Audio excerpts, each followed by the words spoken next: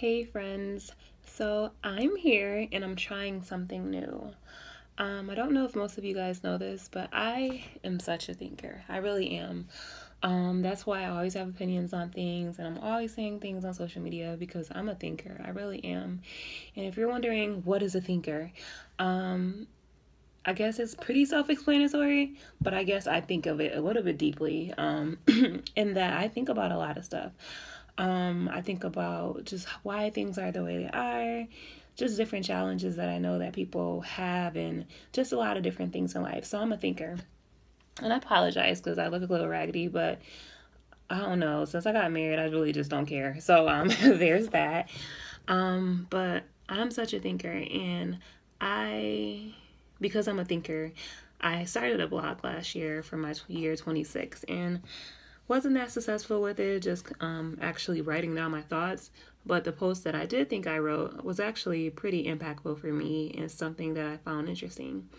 So for year 27, and I'm already, let's think, 2 months in, almost 3 months in, I was thinking about doing videos, and I don't know if that's going to work, so I can't honestly commit to it. But here's to the first one. So I'm such a thinker, and I was thinking about something today, and it was something that I was going to post on social media, but sometimes when something is so long, I find it challenging just to write it, so I rather just make a video. So a lot of you guys know, I started a new job almost 3 months ago, and it's as a clinician. So pretty much describing clinician is very hard. Clinician just pretty much means that it's another term for therapist, it's another term for social worker, it's another term for a lot of stuff. So that is something new for me. It's my first job outside of graduate school, and it is a challenge sometimes, but also it's something that I feel like is going to help me in the future. So there's to that.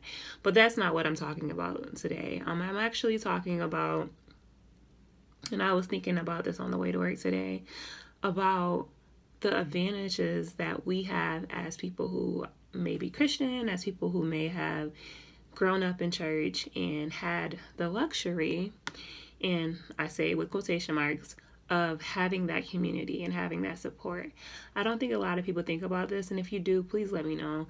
But I never thought about the community that I have because I'm a part of ministry. I never thought about, those the family members that you have that isn't really your family, but who are your family because you belong to a certain ministry. And about how that support has such an impact on our lives. Just having like those play aunts, those play cousins, people who just love you and care about you and, are interested in seeing how you're doing and supporting you. Just the support that we have in our lives with that. And I don't know if anybody else thinks about it, but I never really thought about that until I got this job and I started working with families. So I'm not going to go really in detail with that, but my job requires me to have families. I have families who are dealing with a lot of stuff. I have families who are facing homelessness. I have families who need help with parenting, so I'm supposed to help teach them parenting. I have families who just need family therapy. They need someone to come in and to be able to be like a peaceful person, be someone who can just provide therapy to the family, listen to their concerns, and try to help them work things out. So I have a lot of different families that I work with. And a lot of the questions that I ask cause me to see what kind of supports that they have in their family. So in a regular session, I would say something like, okay, what kind of supports do you have? I'll make a genogram and see like what kind of familial supports they have. So regarding their family, but what kind of organization supports do you have? Like what kind of people do you have in your life to support you? And what I have seen with a number of different families is that a lot of people don't have support. And when I know in my past I've heard people say, I don't have any support, I don't have any family, and I would always think in my head, you always have somebody. Like you're saying you don't have anybody, but you always have somebody. And I can remember a time in my life where I used to say, oh, I don't have anybody, but when I'm thinking about it, I had somebody. I just wasn't, turning to those people. But what I have learned in this short time is that some people really don't have anybody, like anybody, like nobody at all, like nobody. Like if they were in trouble today and they needed somebody, they won't have anybody to turn to. And that's so disheartening to hear. That's so disheartening to hear that some people don't have anybody at all. And I was thinking about that today, and I was thinking about, wow, here are you, Jasmine. Sometimes you feel like you don't have anybody who cares and you support. But one thing that has always been consistent in your life, whether you were at the church you grew up in, whether you're at the church that you're at now, whatever the case is, you have always had support in the realm of ministry. You always had people who were not really your family by blood, but your family because you were involved in a ministry with them and they loved you and cared about you as a family member. And I thought about just other people and how they had that same experience and stuff. And I thought about, man, how blessed am I to have that?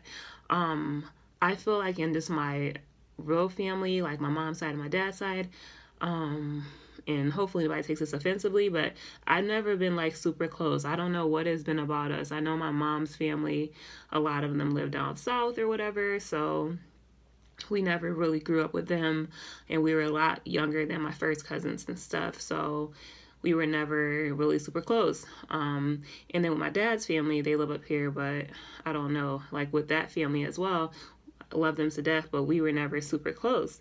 But one constant thing that I've always had in my life is church family. So whether those are friends that I met in church or even now as an adult, you know, having people in relationships with people, you almost feel like they're your family and they're people that you can turn to for support.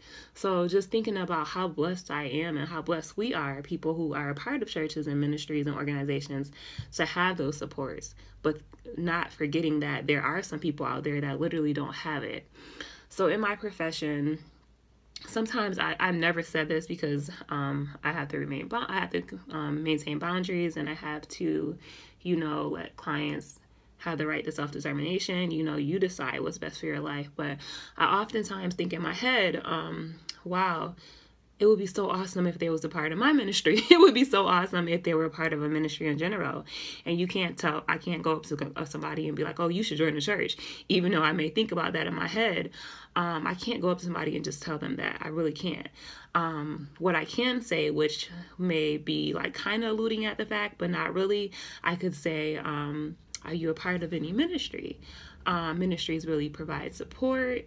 Spirituality is important. You know, that's something that you should look at. But I can't be like, oh, you should come to Amazing Grace, because that's where, you know, that's where you're going to have support at and stuff.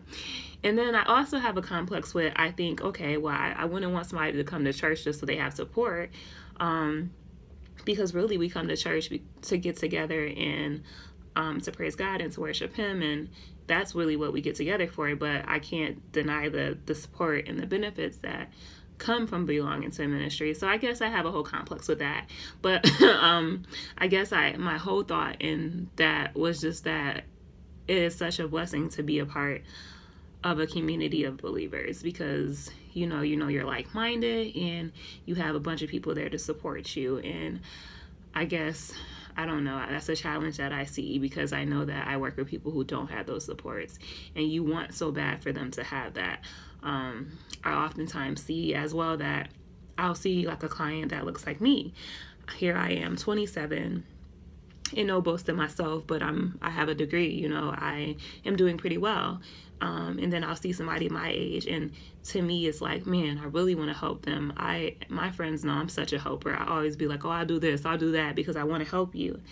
But you know, having the boundaries between relationships with clients and, you know, as a professional, and you know, just making sure that line doesn't cross. So it's hard because I be wanting to tell people a lot of stuff, or I want to be there to support people, but that's not really what I can do as a clinician or whatever. So I don't know. I pretty much could have just been saying a bunch of stuff that makes absolutely no sense. And if that's the case, my bad. But I don't know. It was just a thought. But yeah, it's interesting. It's interesting. But I guess my message with all this is, Never forget that not everyone is as blessed as you. Not everyone has a support system the way that you have it. And in that, never take your support system for granted. You know, we're blessed to have the people that we have in our lives. We're blessed to have people who really love us and care about us, and who would be there for us if we needed anything. And I guess we should just be thankful for that, because what I am seeing is that not everybody has that. Not everybody has people to turn to. So we are truly, truly, truly, truly blessed when we do have that. So that's it. Thanks.